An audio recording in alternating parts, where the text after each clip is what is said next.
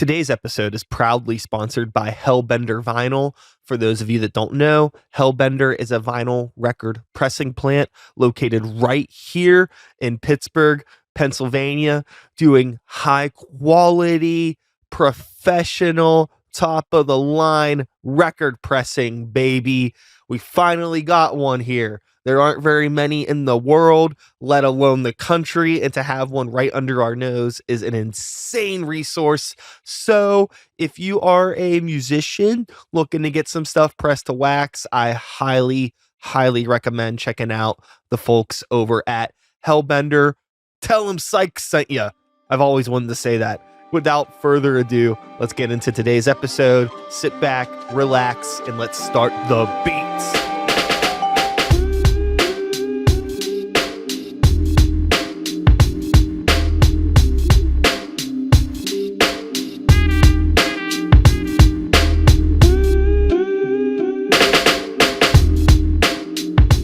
I've been doing this for a little bit, and I enjoy a production. I enjoy theater. I enjoy, being a little bit extra, and it's fun. I don't know. It just kind of happened. For those that don't know this already, two things. One, we're already recording, so welcome to the show. Yeah, man. Two, Dave Stewart's in the building. Make some noise for the internet. But a thing that I like to bring up a lot is that like it really didn't start like this. Like anything, always very small beginnings. Like when I started doing my podcast, I did it for a year with a single microphone out of a bedroom and a house I was living in with like two other dudes. You know what I mean? Like it was very weird. I didn't have like this whole thing, but over time you like build. And I find that sometimes when like you're starting things out, it's so easy for some people to like look at the top, like who's doing this the craziest, and if they can't do it like that immediately, it's like, well, I'm just not gonna do it. And it's like, no, you just got to start small. And like, who knows? I never thought that I'd have 1,000 fucking cameras and 10 million microphones and like my own studio for this, but it happened over time. Well, no, I like, so that's really cool because I think that one, I do think that like, because this is on YouTube obviously, right? And I know that like what I like about YouTube, what's happening right now with the YouTube and Spotify is that, but YouTube especially, is that it's made it so that like now like big studios, like network television and whatnot has to compete with like a regular dude for viewership. You know what I mean? Like it's made entertainment, like big money entertainment, accessible for just like regular people that, you start small, you said, like in a bedroom with a microphone doing your podcast. Then you have to like invest in yourself, make a real investment in what you want to do. You're passionate about it. And then it makes you like competitive. I think that's really cool. Like, we watch a lot of like, at my house, my wife and I watch a lot of like, stuff like fact videos and like countdowns and lists and whatnot. So we love like Matthew Santoro, who is known for doing like 50 amazing facts. He's been doing them for like, I don't know, 10 years. And you can see the progression of the quality of the video and his setup over time. And so like you just said, like, that's what you did. You know what I mean? That's awesome. Hey dude, can I curse on here? Yeah, this is fucking rad. This is awesome. Hell yeah. Curse away. Actually. If there's a thing, if you don't say the fuck word at least 24 times, I won't post this episode. Dude, by the way, this is delicious. This is really good. Yes. Drinking a little Classic City Lager from Creature Comforts, Georgia. Classic City Lager from Georgia. It is smooth, refreshing, and will also help you punch a horse. So Dave, welcome to the program. It's nice to have you here. Thank you for having me, man. You are a funny man. Try to be. Try to be much as I can. So let's get a little bit of like the Spider-Man origin story. Sure. What fucking bit you? So I always say that like the number one thing is that my family is funny. And I think a lot of comedians might come from that, where like there's people like, I feel like John Mulaney, his family doesn't seem very funny, you know, like very serious, like lawyer people, but my family's funny. And so like growing up, like it was just my mom and I have a bunch of cousins, bunch of aunts and uncles and stuff, and everyone's funny. So when you're a kid and everyone's funny, you're like competing to get your joke out. And we're all like really good at like observational humor. Like we're all very good at like seeing the thing, making the connection, and then making the joke.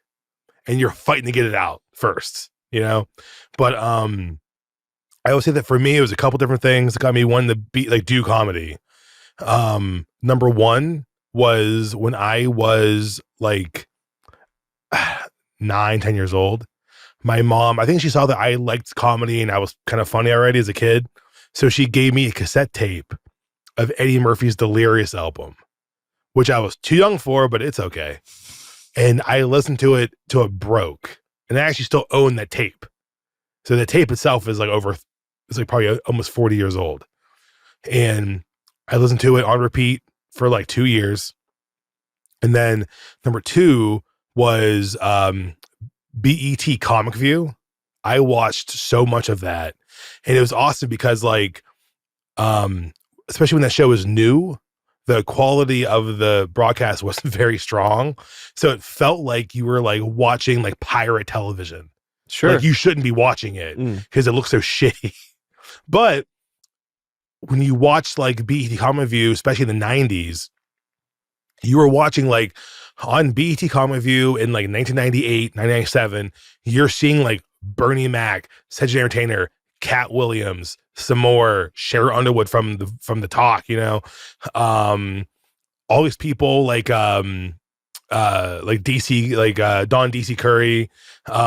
Did you ever see like pretty much everyone who was really funny in the Friday movies was on BET Comic View. Yeah. Like Cat Williams, Mike Epps, like Don DC Curry, they were all on that show. And so that's kind of what made like doing comedy seem like something I could do, just because that show seemed kind of like an awesome show that looked shitty. Sure. Kind of like when you watch like early ECW when it was like randomly on like the Sci-Fi Channel or some bullshit, or it'd be like on, I can't remember what channel it was on, but when I was like 13, ECW was on like, and sometimes it would just cut out. It was all shaky and gritty. Mm-hmm. It was like that. So, and very, you know, I know this is like a music podcast. It's kind of like, it's also the same with like punk rock and like metal and like hardcore, because when you think about like Bad Brains, like Big Takeover album, right? You know, I remember I had it on a tape and it sounded like shit, but I just loved it, you know. And you think about that, like at the beginning of that record, like that dun dun dun dun dun dun dun. As a kid, I remember being like, this is epic, but now you're like, it doesn't sound great, but it was still awesome. Sure. It was like that. Yeah, it's like it's somebody that maybe also has like a desire to create something, whether it is music or comedy or whatever. Yeah. I think finding influence and inspiration in that more like DIY stuff makes sense because it's accessible. Yeah. You know, it's not like some sort of like overproduced, almost like plastic surgery version of art, which exists. Yeah. And sometimes it's like, I can never be a pop star. Yeah. But I could be a hairy ape in a basement, you know, just yelling. Yeah. And like that's it makes sense for me. Well, no, yeah. And like I think just like, you know, what you're seeing right now is, and it's weird to me that like it took this long kind of, but like in the 80s there was a big comedy club boom where there's always comedy clubs opening up. So like Pittsburgh had a Funny Bone. Well, that's a chain, you know, but so there's, you know, but you would see in like especially like San Francisco, Los Angeles, Chicago, New York, Atlanta, comedy clubs opened up. What you're seeing now is you're seeing lots of really cool DIY independent comedy opening up. Yeah. Everywhere. It's really, really neat. So I own a company. called Tip Tam Comedy.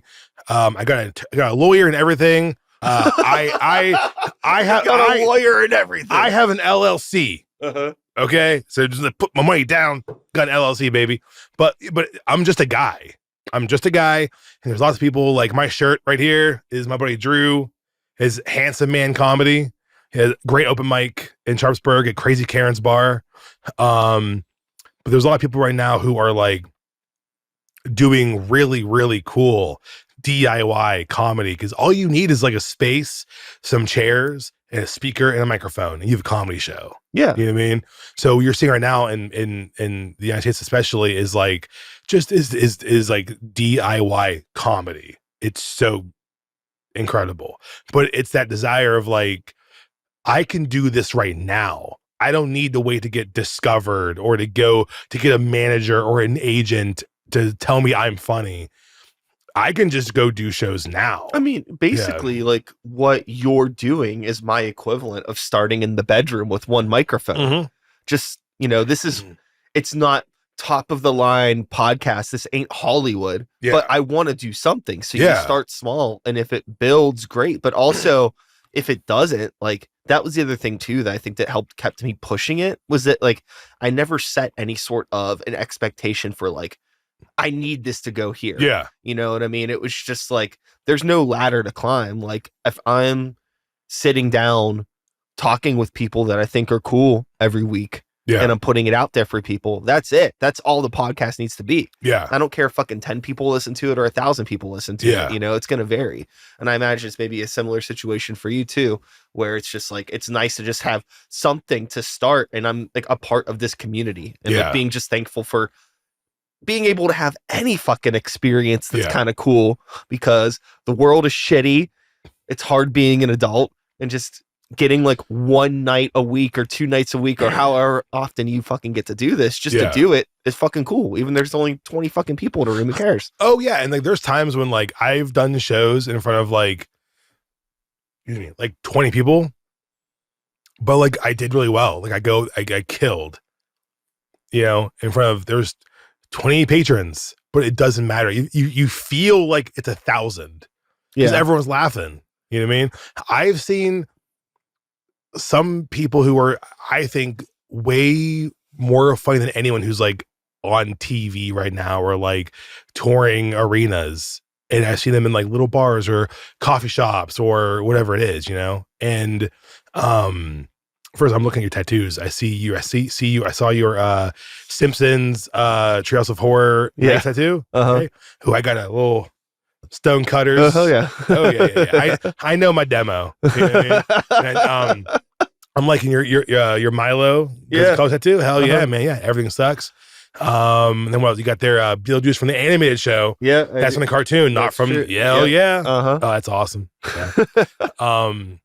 Yeah. I was laughing because it's like people see my tattoos and be like, oh, those are cool, and then they're like, oh, they're not, because they're all like really nerdy. So I got like Stone Cutters, which like probably like twice a year. For the viewers at home, it's Stone Cutters from The Simpsons. Yeah. About twice a year, some nerd who looks kind of like me and you is like, dude, what's up? And you're like, I knew it, Yeah. Then what I got back here's Every Time I Die, R.I.P. Yeah. My mom and I bonded over Star Trek when I was younger. Awesome. Like when I was going through like my times of being like a shitty teenager, of like being like an angry dick kid. Yeah. We still had that to bond over. So most people get a heart and it's mom. I got Star Trek emblem and it says mom. Because that's our little like bonding tattoo. You know what I mean? Yeah, that's great. Yeah. It was, I had a very brief period of being like a real dick kid. In what way? I don't know. I was just like, the classic, people don't understand me. I'm 14 and this is deep. Like the 14, 15, 16. Yeah. I'm 14. I'm deep. You don't get me. Stay out of my room. Yeah.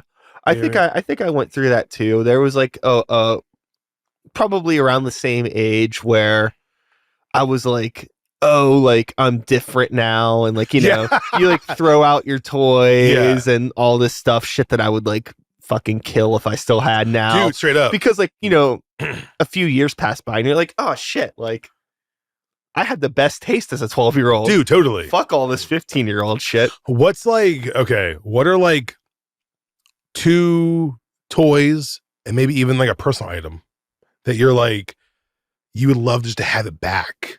That you're like, oh man, either because it's like worth, like, it could be worth a lot of money, or just sentimental value. It's like, oh, this would be so cool to see this again. Yeah. So there's the there was when Terminator 2 came out, they had a really wild line of toys. Which is wait, I know. Which first of all, funny is I do a bit about this.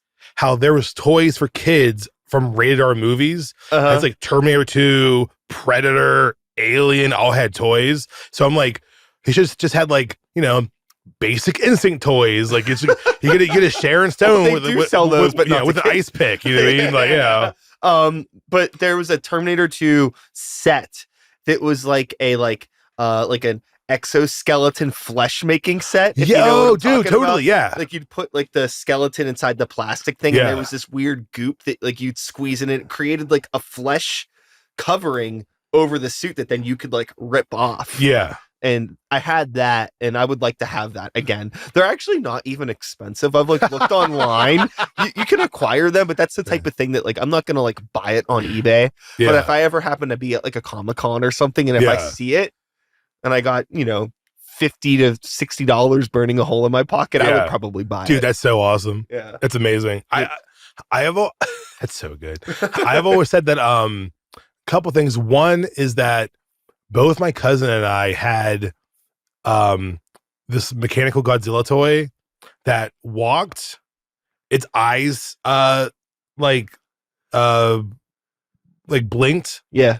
And also if you had this little liquid to put into it, it would like blow smoke out of its mouth. That sounds hard. And it was super cool. And it was just really awesome. And it's probably now probably expensive. And then one of those things that you wish you never took out of the box was I had 2 of those they're called the G.I. Joe Hall of Famer series. Okay. And so they were 12 inches tall, and they were like fully posable, had like joint stuff so they could pose them fully. But they also came with like the clothes were like cloth and were like very well made. And those now like you know, on eBay and stuff are like a couple $100. Sure. And I'm like, dude, like I was a kid. Yeah. You know what I mean? There was also too like the G.I. Joe size, like 4.5-inch Mortal Kombat figures. Yeah. From when the first Mortal Kombat game came out. Yeah. And I had a bunch of those. I would really like to still have the little Goro just because his stupid little forearms was so stupid. It was so fucking bad looking. But those are actually like kind of expensive when you come by them. And like, I just don't care that much anymore. You know, like I will buy things here and there. I have like a whole wall of random shit behind you, but I don't really like go out of my way to seek that kind of stuff anymore. It really depends. I feel like that guy couldn't like reach to wipe his ass. Like I feel like he had 4 arms, but I feel like his torso was too long. So his arms were like up here. He had 4 of them. But I feel like when he like took a dump, he couldn't like wipe his own butt. Sure, he probably had like, I don't know, like peasants that just like cleaned it for him. Yeah, well, he's the outworld prince or whatever, right? Like, he doesn't need to wipe his own butt. He's royalty. Maybe he had like a sick bidet. Like, the outworld bidet. I remember the first time I ever used a bidet. So my friend was like, okay, like I was like, listen, I'm gonna poop in your house. Can I use your bidet? And she's like, sure. So she was like, all right, here's the like the power adjustment for like how strong it's going to be. Here's temperature. This is important. And then, all right. So, and then when you're ready, you hit this. I was like, all right, cool. Excuse me. And so, I go in there, boom, lay down a hot one. And then I'm like, all right, here we go. Daytime. And I'm like clicking and clacking and hitting knobs and stuff.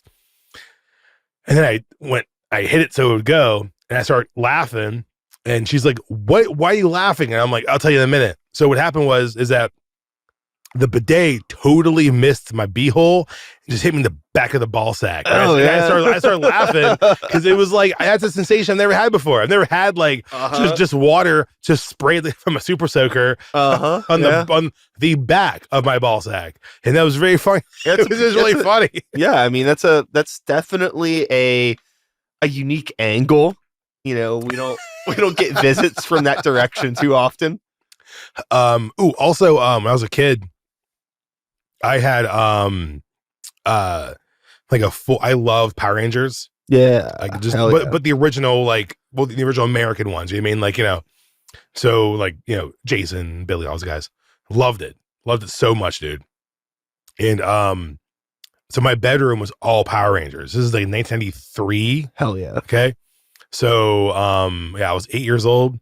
And I had like all my sheets and my blanket stuff for all Power Rangers. Yeah. My curtains of Power Rangers. But I also had, and this was super dope, I had a nightlight that looked like a TV, that on the TV screen itself, it was the Power Rangers in their like normal clothes. But it projected on your ceiling. Fuck yeah. The Power Rangers in their uniforms. Fuck yeah. Notice I said uniforms, not costumes. Why? They were soldiers, baby. Okay, that's why. But I'm like, I bet you if I had like that TV thing that still worked, that'd be worth some money on like eBay or something. I feel like, yeah, maybe. You know, yeah. I also had a sweet Ghostbusters lunchbox from the cartoon, the real Ghostbusters. Hell yeah. So you are a child of the 90s. I was born in 85. I'm turning 40 this year. Me too. Yeah, baby. Hell yeah. 85 represent. Almost dead. Pound it. Yes. So what month is your birthday? Oh, I'm August 5th. I'm a Leo. Nice. Whatever that means. I'm October 23rd, Scorpio. Women fear me, apparently. Oh, sick. So yeah, hit me up if you want trouble. No, I'm joking. Please leave me alone. The child of the 90s. So I mean, a lot of this just kind of like makes sense. There's something that's sort of unique about us in this time. Like I feel like we are always like born too late, born too early, consistently. Oh, for sure. Like, I'd agree through with that. the decades, you know what I mean? Like all the cool stuff that like a lot of the cool stuff that happened in the 80s, we were like maybe too young to like fully develop it. There was a little overlap, but and then like we're too young for any of the cool stuff in the 90s. Like, dang, I wish I was 21 in the 90s. Yeah. All the fun I could have had. Yeah. You know, and then it's like by the time I was 21 was like in like the, you know, the 2000s and boring. All the fun stuff's happened by now. I turned 21 in 2006. Yeah. Yeah, what the fuck was there to do then? Nothing. We really got the shaft. I remember there was this article that went viral a couple years ago. It was very funny, but I remember it was it referred to us as the Spice Girl generation, which I'll take that, by the way. But it was like, we're the generation that we are young enough to have grown up without the internet. We also grew up with the internet. So it's like, we were both remember vividly, no cell phones, no internet, and just kind of like, you know, basic TV and stuff, you know what I mean? But then we were still teenagers when we had like the internet and started having like AIM and social media and like, I think I had a MySpace my senior year of high school, I want to say. And then I had AIM. Yeah, of course. You know, and what was your AIM name? Do you remember? I certainly do remember my AIM name. It was Saw Her Legs Off. It was a reference to the comic book Johnny the Homicidal Maniac. Oh, no. Oh, of course. Yes. No.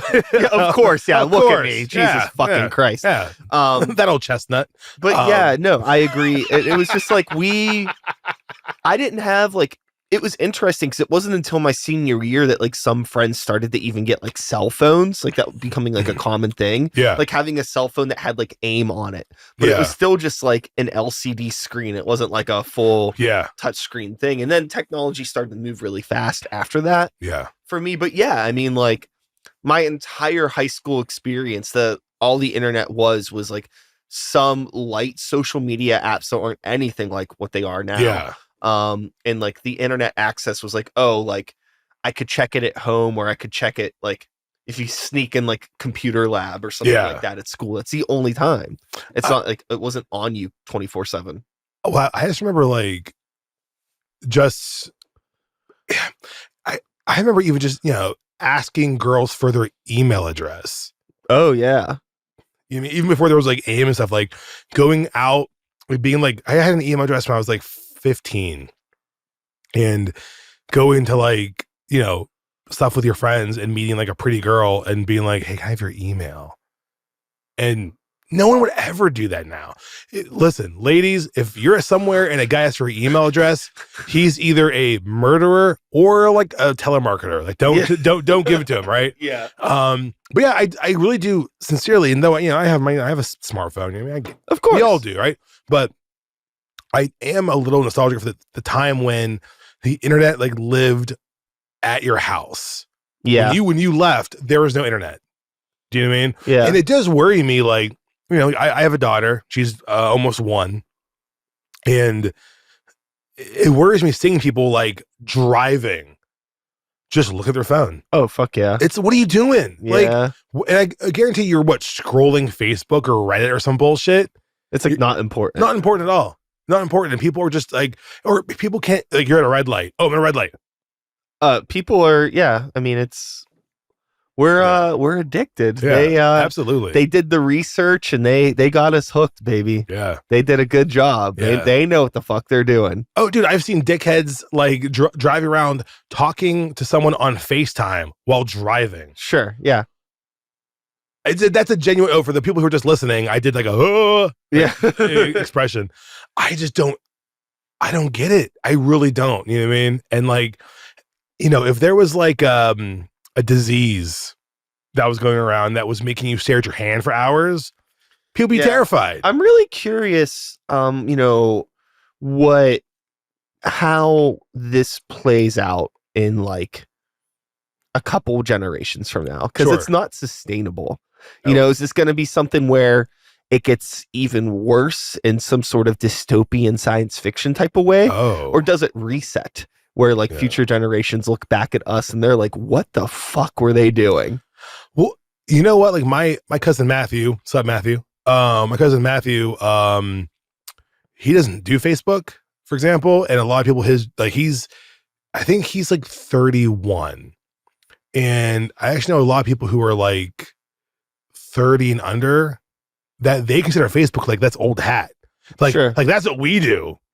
The old guys have Facebook. Yeah. They don't have that. They might have TikTok or they have like Instagram or whatnot, but they don't. Facebook is like for your mom and dad. Yeah. Do you know what I mean? And like Facebook is where, my mom fights with people from high school or gets fooled by AI images. That's, you know what I mean? Sure. Yeah. Which she does often. Sorry, mom, but you do. Okay. Like, oh yeah. Yeah. The mom, the Pomeranian with 8 tails isn't real. I'm sorry, but it's just not. Yeah. In general, media literacy moving forward is something that does concern me. Yeah. Because the AI stuff, I think if you have like a creative brain and you're able to view things objectively, skepticism, you can like look at it and be like, oh, this isn't real. I know what AI is. But there's a lot of people that aren't like creatively driven. Yeah. So they just take things at face value, I mean, it's the same way that like the same people that would read any sort of news article and they would read any headline and believe it regardless of where it was coming from. If it's on the internet, it must be true. Dude. And it's like, if this is a photo of something, it couldn't possibly be computers. I have this talk with people all the time about like people, and it's people of all ages, but most people who are older, but all ages, that see something on the internet and they're like, it's on the internet. It looks legit. It's well done. It's a nice looking headline. The page looks really good. So it must be true. And that's the trick, really. I mean, if you want to be a total scumbag on the internet or in general with anything with entertainment, you can actually use this advice for the power of good too. Yeah. But really all you need to do is find an organic way to stimulate someone's native interests. Yeah. And you will get them hook, line, and sinker. Oh, yeah. Easy. And I think that's what like so many of these sort of clickbaity articles or these AI generated things. It's just like, oh, let me make something that is for something like horror movie related, for something a little less politically charged. Yeah. You know, like, oh, like you'll see like a lot of websites that do like the fake movie posters. Yep.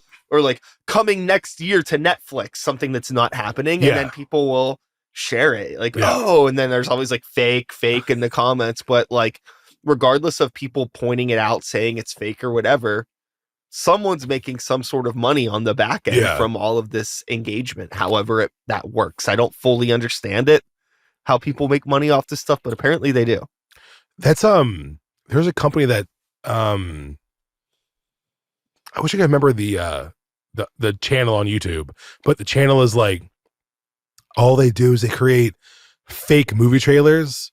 So like they'll make like, there's a rumor about making like a new Star Wars movie, right? They'll create, like I said, like a fake thumbnail that looks like a movie poster, and they'll just kind of mash up clips from other movies to make it look like it's a new trailer for Star Wars, and it's not. But it's just to get that engagement. All the comments are like, fake, bullshit, fake, fuck you, fake, bullshit. But they got 1.7 million views, baby. Right. And the ads don't care. Yeah, they don't care. Yeah. Yeah. The ads are still getting served. Which like goes back to like what we're talking about when it comes to like, you know, DIY, kind of real grassroots stuff, is that what I like about being like an independent comedy like producer and host and performer is just that, like, you know, I don't deal with a big corporation, you know? Yeah. Now I do sell tickets with Eventbrite. You know, I will try to admit that. You know what I mean? Yeah. I mean, you know, so I obviously I do go through like a third party for my ticket sales and whatnot. But when it comes down to it though, like I'm, you know, I don't have a boss, you know, and that was always what was so attractive to me when it came to like music as well. So I'm originally from Natrona Heights, Pennsylvania. So I grew up about half an hour that way. If you're watching this on YouTube, this way. Yeah. But like, the student, AJ, who, he's a buddy of mine from high school. He owns Underground in New Ken. Yeah. So, when we were in high school, he was the first person I knew that like kind of, you know, taught a lot of people about what DIY is, you know? So he rented a 3-car garage behind the China House in our hometown. And it was just a garage, but he did shows out of there for like a year and some change. And I saw Slick Shoes, Squad 5-0, Comeback Kid, and My Chemical Romance in a 3-car garage behind a Chinese restaurant in my hometown. You know what I mean? But then like other people were doing shows at like, we had like Trenum VFW had some really cool shows. I saw like this sick band called Hoods from California. They're like a very negative hardcore band, but they're awesome now. This band called Looking Forward, they're like a very positive, like actually Christian based hardcore band came through. This awesome band from Florida called Seven Star. They're like, listen, if you want to like mosh in your car or get so pumped that you like smash your room apart, listen to the song Brood of Vipers from Seven Star, and you will mosh in your SUV by yourself. Like I do. But like that's kind of where that started with me, where just that like you can just do stuff. Do you know what I mean? And so it goes back to like not dealing with like kind of this very, would you say like a plastic surgery type of like entertainment? Yeah. Do you know what I mean? And I think that like it's very like, yeah, dealing with stuff that is like very manicured and sort of tailor-made for the masses, which I guess, you know, there's a conversation to be had here, because like it's a conversation about intention and what is your intention as a creator or an event producer or a musician or a comedian, whatever. Like if your goal is like, oh, I want to be I don't know, Dane Cook or something, right? I want to do stadiums. I want to be this larger than life thing. Yeah. Go for it. Like, but you don't have to do that. Yeah. I think that like some stuff in like the more DIY aspect of things is like, oh, I'm inspired by being at these events that maybe there's 40, 50 kids at. This is a smaller thing. This is an underground thing. This is what I want to be a part of. Yeah. But then the reality of that is like, well, there is maybe a metaphorical ceiling on how big can this get before it stops being what I want it to be. Exactly. Before my intentions shift. Yeah. Right. You know, there's a lot of nuance to have with a conversation like that. But really, it's just like, I think it's a matter of keeping yourself in check with your personal expectations and also the expectations of others. Like, I do a podcast. We're like, we can scale this in a macro way down to the podcast. Yeah. I do a podcast that's focused primarily on people in Pittsburgh, Pennsylvania. Yes. So right there, we're sucking the potential audience base to a very narrow field. Yes. And then we even go from Pittsburgh, PA to musicians and like entertainment adjacent. Yes. Comedians, things like that. Even smaller. Yeah. So it's like, the thought of ever having like, you know, Joe Rogan levels of downloads is there's no point. We're not even it's like, you know, that is a podcast and this is a podcast, but these are two totally different things. Yeah. You know, like we're operating in two different worlds with shows that serve very different purposes. Yeah. You know what I mean? Like my show hasn't been co-opted by the American government to this propaganda to the public. Yeah. That's just my hot take. Yep. Which, you know what? It's one of those things that like, in a conversation that's being had right now in comedy, especially, is just that like, you know, you have, and really a lot of it is because of like, all right. I'm sure it's a question you've had before, but you know, like a lot of comics, like I've thought about having a podcast. Do you know what I mean?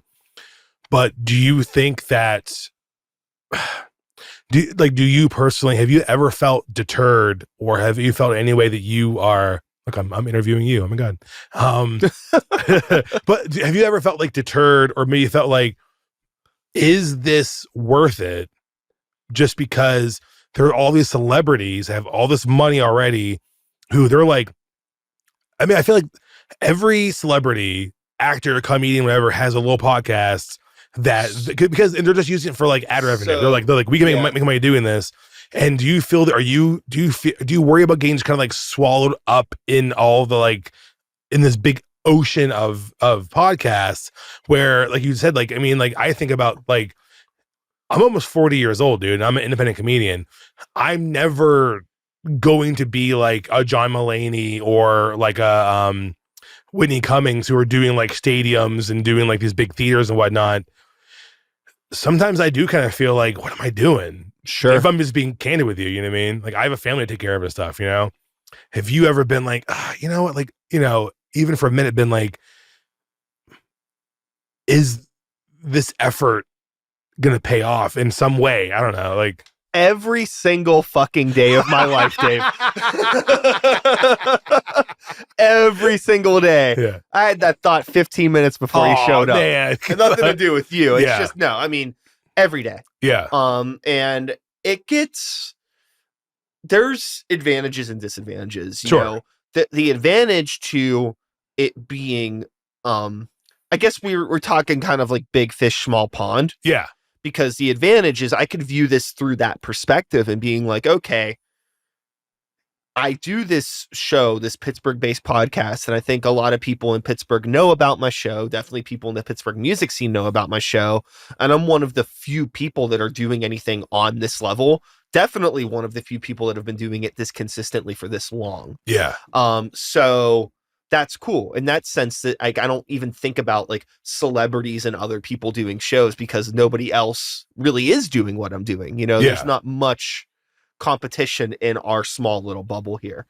But piggybacking off what you were saying about like celebrities and things like that doing podcasts, that shit kind of pisses me off in a sense because it's like, you had mentioned earlier the concept of like, you know, YouTube and independent creators now being an even competition with big media, Hollywood media. And that's true.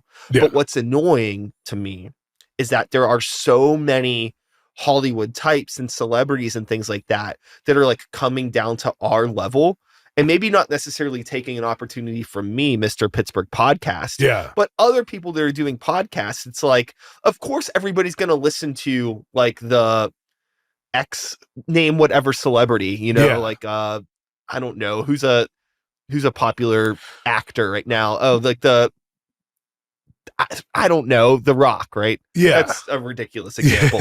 But like, you know, if you had a podcast about wrestling, and if The Rock had a podcast about wrestling, exactly, who's gonna listen? You know what I mean? So it's like, why? It's like, you don't even need to do this. Yeah. But also, if The Rock genuinely wanted to start a podcast about wrestling, I'm sure it'll be fascinating because obviously he's going to have access to guests and stories and insight that nobody else of us would have, for sure. So it's cool in a way if the intention is there. But if, like you said, if this ends up being a thing where it feels like the whole purpose for the show is the ad read, and then it's just like a bunch of random bullshit for an hour every week, it's like you're just taking opportunities from other people. I mean, like, I would say that, like, I mean, at this point, excuse me, I've been listening to Armchair Expert with Dak Shepard for like 5 years, probably. Yeah. And he's had that show for like 10 years. And at this point, Dak Shepard has like barely an actor. He really just does the podcast, you know what I mean? But he's a genuinely good interviewer. He really seems invested in his interviews. He does people and stuff. He's good at it. It's a good show. You know what I mean? Yeah. But I remember like, on his show though, I was listening to, or maybe it was, I also listened to Nicole Byers, Why Don't You Date Me? Yeah, it's a cute show. And she had Penn Badgley, who was on Gossip Girl and stuff. Yep. And he was like, first of all, like, listen, I'm sure he's a lovely gentleman. He could not have been a more boring person to hear on a podcast. And he was just like, yeah, like, I have a podcast now and it's called this. So you could tell that he was only there just to talk about his show. And he's going to, like, you know, he's probably figured, like, you know, we'll get ad revenue because I was on Gossip Girl and I have that show called You and I'm Penn Badgley. And I'm just like, you don't want to be a podcaster. You think you're going to make a bunch of money. Your manager told you it's a good idea. Exactly. You know what I mean? Your manager and your accountant, your entertainment lawyer were like, you know what? A way for you to make some direct revenue from ads is by having a podcast. And so they're like, okay, we'll just have one then. Cool.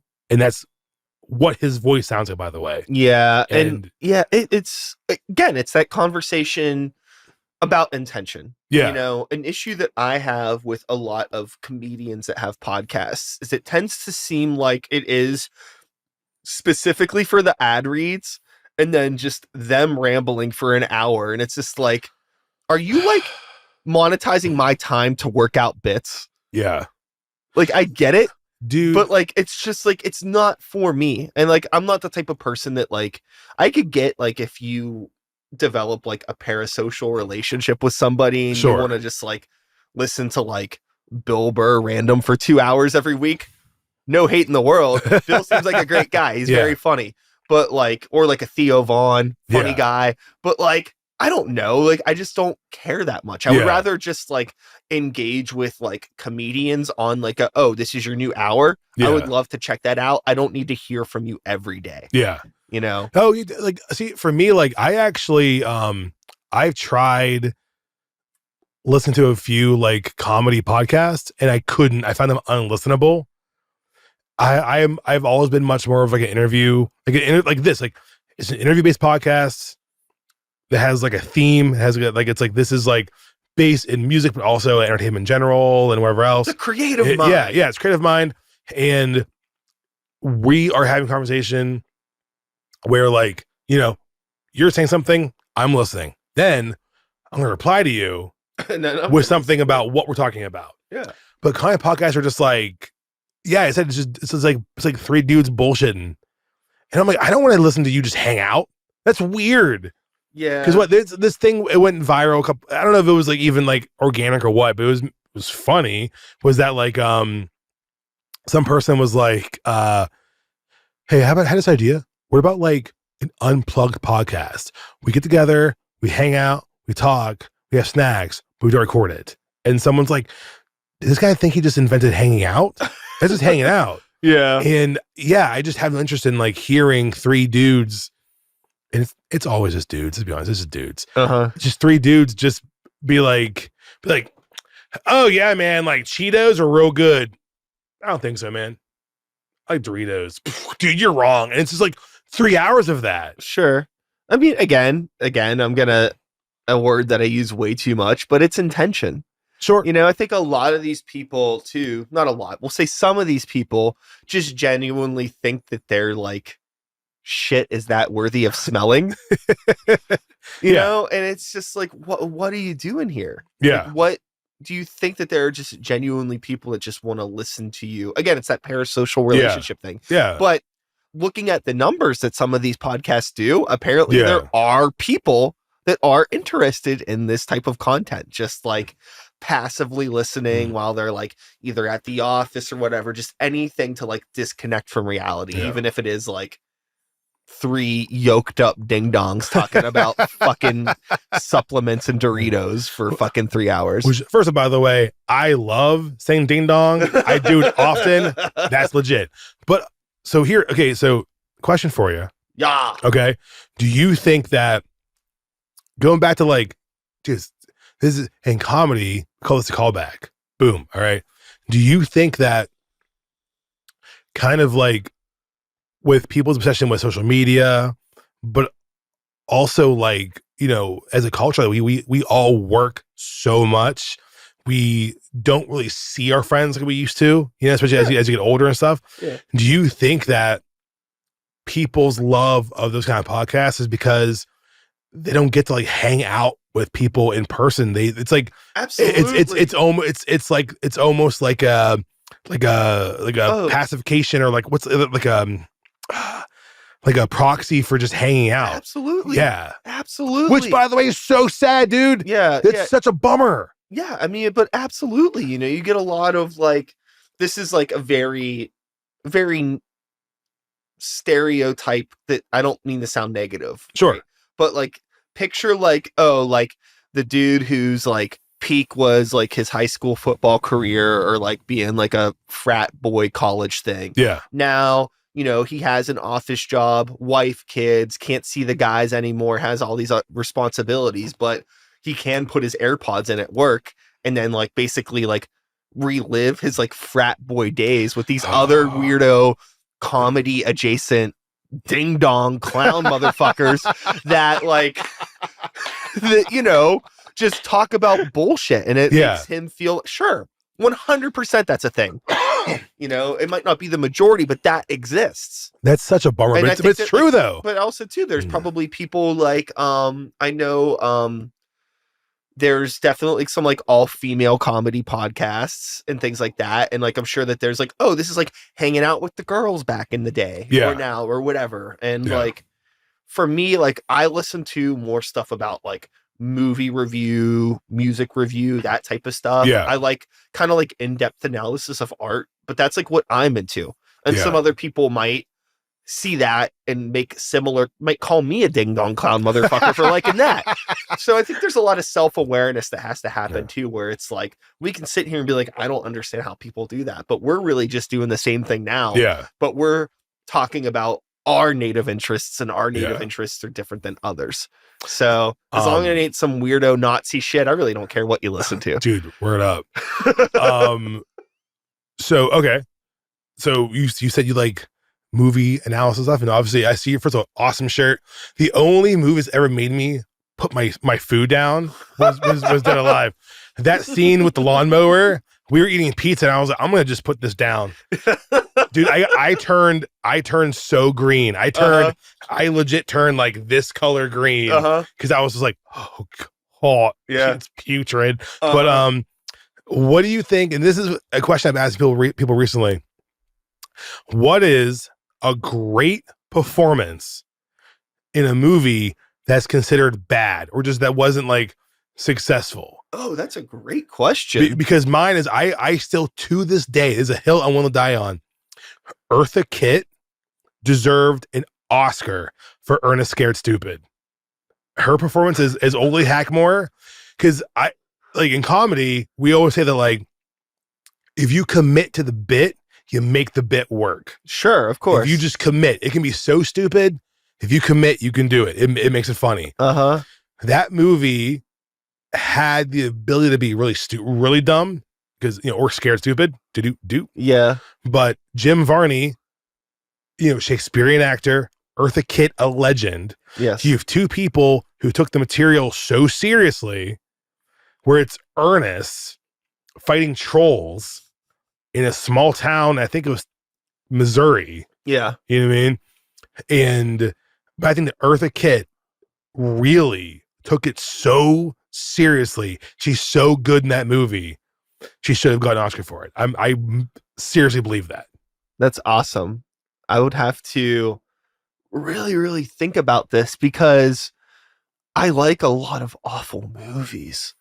Somebody that this is only in the forethought of my head because I had a conversation about this person recently, and this isn't somebody that is necessarily known for being in bad movies. Sure. But somebody that I think is a phenomenal actress that I would say is in a lot of kind of slept on movies is Reese fucking Witherspoon. Right on. Okay. What do you got? Election. Oh, that movie's so good. That movie fucking rules. Yeah. Okay. Legally Blonde, objectively a phenomenal movie. Yeah. Great comedy movie. Yeah. And then even early Reese Witherspoon stuff. Have you ever seen Freeway with her and Kiefer Sutherland?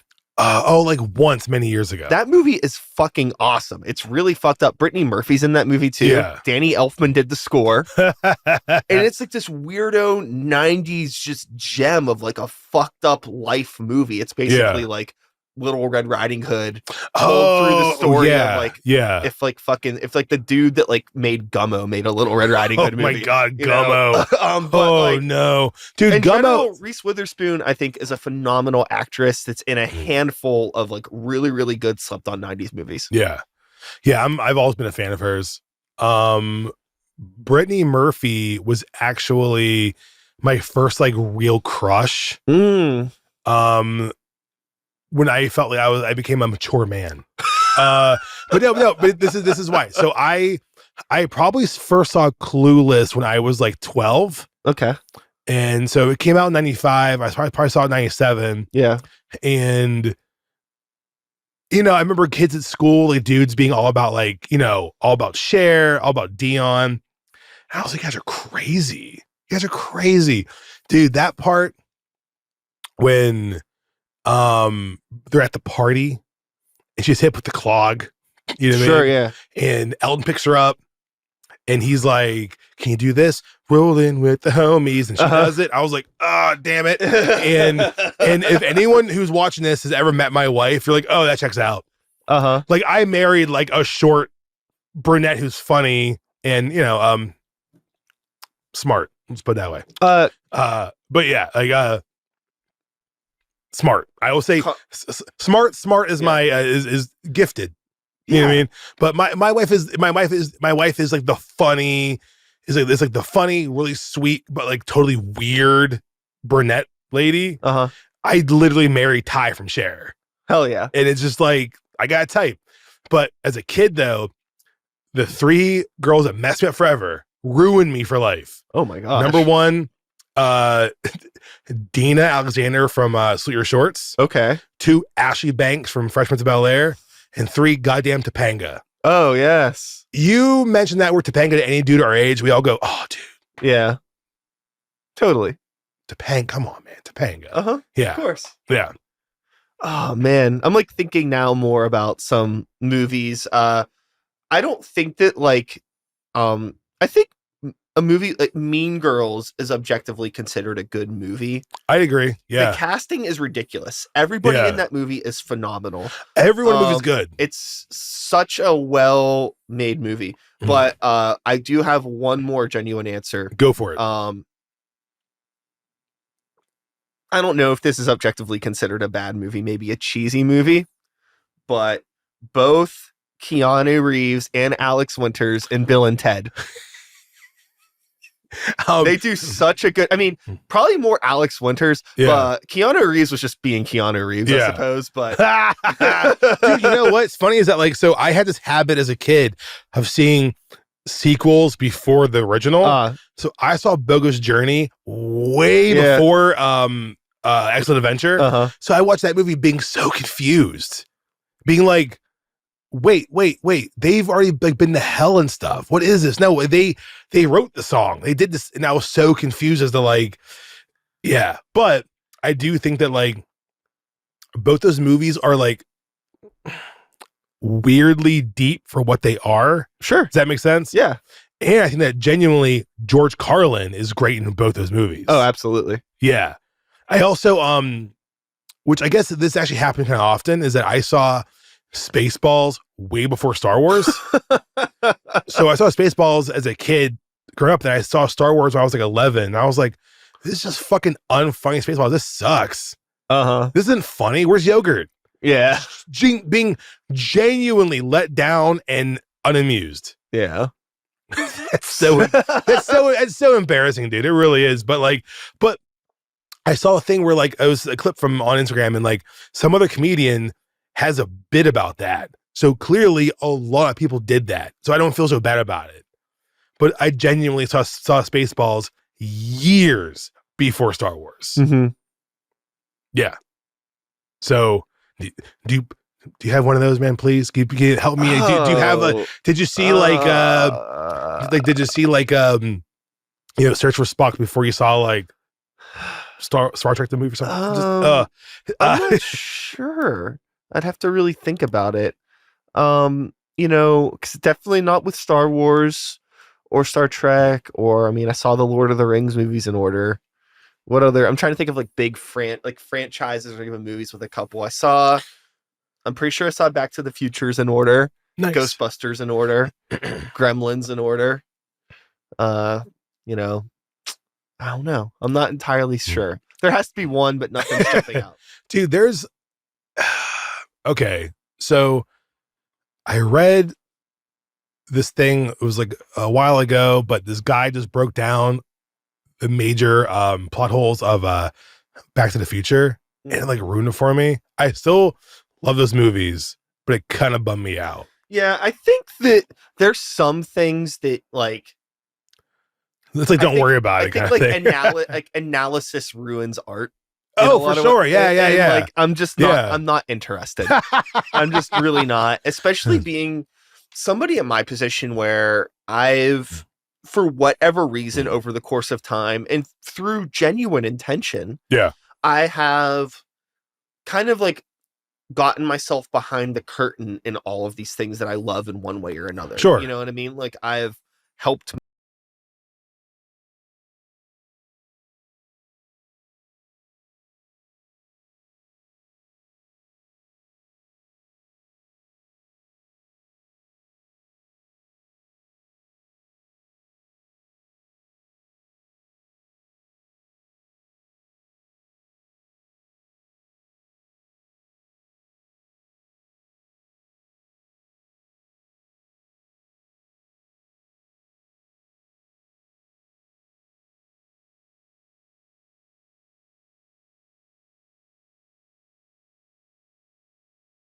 not be like, oh, if I would have prepared this meal, I would have done this, or like stop, just enjoy it. I actually don't at all enjoy like music analysis.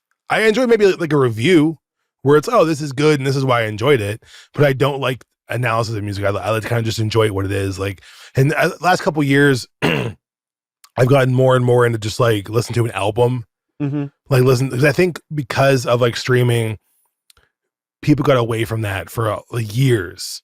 And I will say, and it's sincerely, and I'm not a huge fan, but I will give credit where credit's due. As far as mainstream goes, someone who helped bring back listen to an album was actually Taylor Swift. Oh, nice. Where you have like these young people who are listening to like the whole album of like 1985 or like Red or something. They're like, this album is good. Where as we got older and people started getting to iTunes and Napster and LimeWire and whatnot and streaming music, people were more like making playlists and listening to little bits of the album. And I think that like it's a good thing that people are now making again like albums of work. You know, I remember being like 22 or 23, and every time I die, I put out The Big Dirty, and being so excited about that, and going and buying the CD. Actually, I had to buy the Hot Topic. Actually, that's who had it. And I went to the Hot Topic at the Pittsburgh Mills, and I bought The Big Dirty, and listened to it from start to finish. Yeah, and I think that like now you're seeing people do that more, and that's good. You know what I mean? And but I do think that like there's so many when it comes to movies, like people over analyzing movies, like what do you think this means? What do you think that means? This was done well. This wasn't done well. And then now everybody now has a universe. I think that's kind of like ruining the enjoyment of just like watching the movie, or like ruining creating art, like the whole like MCU stuff, and being like, hey, like we are planning out the next decade or so of all of these films with timelines when they're going to come out. It's like, you can't create art on a spreadsheet like this. It doesn't make any sense. Yeah. I don't know. Why? I mean, it's all numbers. It's all like, oh, if we have this plan, that's good for our investors and good for stocks. And, you know, it's like, there's no longer like, I feel like so much Hollywood movie stuff is like, they're not even concerned about making good product. No. It's just whatever they could do to keep investors happy and to sell the tickets. If the movies are bad, it doesn't matter. Yeah. Because they just assume people are just going to still fucking show up because it's Spider-Man. It doesn't fucking regardless. It doesn't matter regardless. Well, I think that like on top of that, I think that like because of like all the streaming services is that they're so like Netflix, especially Netflix just bought up so much product, so many movies and shows, and they don't, it's like there was something that came out because, you know, things pop up on the internet, man, where it's like a lot of movies and stuff on Netflix, especially, people don't finish. So they're watching, we're like, they're just kind of making movies that will get you in there the first like 40 minutes. But they know you won't finish because it's not good. It's a terrible movie, but they want you just to click on it. Do you know what I mean? So like what you said, like they're not making art or cinema, as Marty said, Scorsese said, he was like, they're not making cinema. No art, no cinema. They're just making content, which is different. And it's a bummer.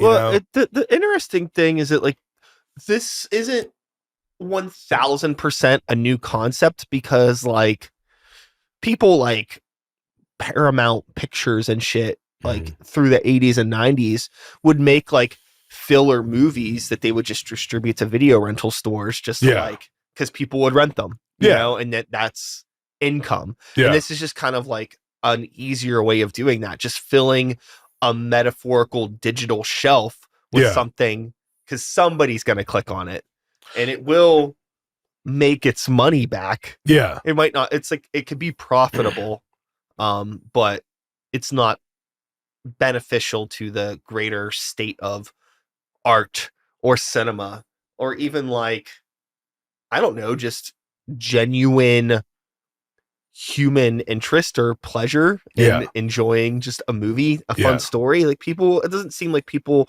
are willing to take chances. You'll never see another like Bill and Ted's Excellent Adventure or another Gremlins or Back to the Future. No fucking way. Nobody on paper, nobody would ever take a risk on those movies. It's like, this doesn't meet our like algorithmic needs for what a movie works or what would make a movie sell. What's an easy sell? There's so many movies that we loved from when we were young that would never get made today, and they would never ever see a theater. They never would. You know what I mean?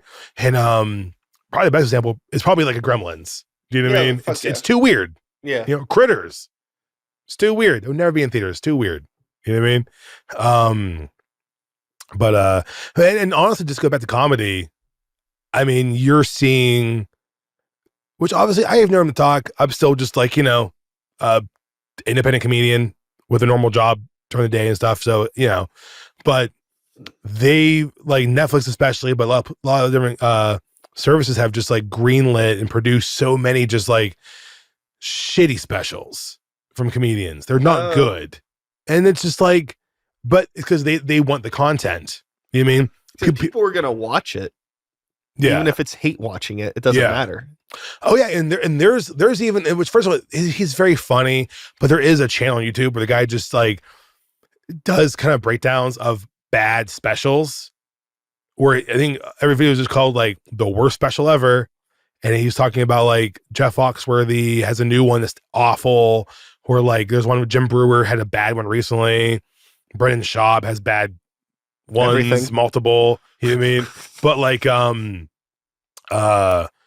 but then even going back to what we said earlier about like kind of the Joe Rogan like umbrella, and people, I know Pittsburgh great comedian Anthony Jeselnik has been in interviews about like, there are these comics that because they're friends with Joe Rogan, you don't want to make them mad or hurt their feelings or offend them, because they'll tell Joe, say this, then you'll never be on his podcast or at his comedy club.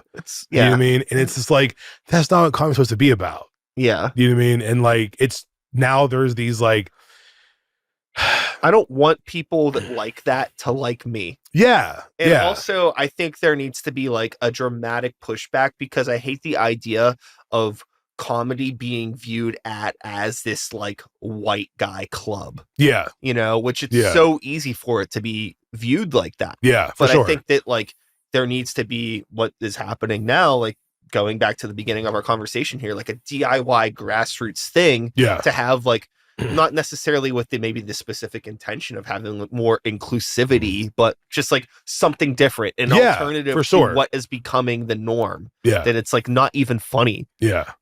Like it's funny when you think about like, oh, Joe Rogan's comedy podcast. And it's like, this isn't funny. It's not funny. It's not funny. Yeah. It's just, and I guess it's like just a bunch of people. I think what's happening now with like mainstream podcasts are a bunch of people who are just like sitting around agreeing with each other.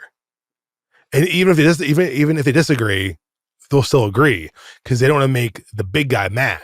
Yeah. So they'll disagree. Fucking corny. Yeah. I'm like, I am in that regard, I am much happier and healthier, I think, being in my small little bubble. Oh yeah. Yeah. It's just not taking it for granted.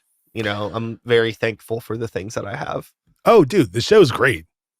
Yeah, man, the show's great. Like I've been watching like a lot of times on Instagram, while I'm pooping. So I'm just being honest. You know what I mean? Hell yeah. But yeah, man, the show's great, man. The show's really good. This is awesome. Is it cool if I plug a little bit? Do you mind? Absolutely. It's a perfect time to do that. Awesome. So once again, I am the owner of Chip Tam Comedy LLC. On Instagram, Chip Tam Comedy. We're the only one. I don't know why I'm saying we, like it's more than it's just me. It's a community. Yeah, it's just me. I'm just a guy. But so we do a monthly show at Helltown Brewing in the Strip District here in Pittsburgh on Penn Avenue. So it's 1700 Penn Avenue in the Strip, right across from Woolies. It's a great space. They have great food. They have great beer. Cool people. Nice big room. Our first show we had like good turnout, like 80 folks showed up. It was really, really, really awesome. Hell yeah. So we have a show this Friday, which I'm sure this might not be out in time, maybe, but it'll be out on Wednesday. Oh, sick. Awesome. So on the 21st, which is this Friday, it's what we call the deviled ham. It's Helltown chipped ham. So the deviled ham showcase, a bunch of awesome comics, but it's also because usually it's so we have it's like 9-10 comics total. Like 6 folks doing 5 minutes, 3 folks doing 10 minutes. So our feature comics are Zevon Vasquez, Teresa Roberts Logan, and Shannon Norman. Shannon Norman actually has an album coming out very soon called Good Night Best Bits. He's a legend. I love Shannon Norman. He has another album called Human Raccoon, which is very funny. But he does shows out of another DIY, comedy guy. He does shows out of the Bryant Street Barbershop up in Highland Park. He's a really good dude. He's great. So Shannon Norman, Trace Roberts Logan, Zevon Vasquez. Zevon is one of like the smartest people that I've met in comedy. His jokes are like really clever, very smart.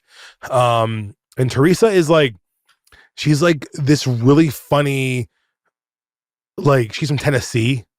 She has a thick Southern accent and just like clever, good stories, really, really funny, great person. So that's gonna be a killer show. So 7:30, $15. And then starting next month, I'm starting bringing the touring comics.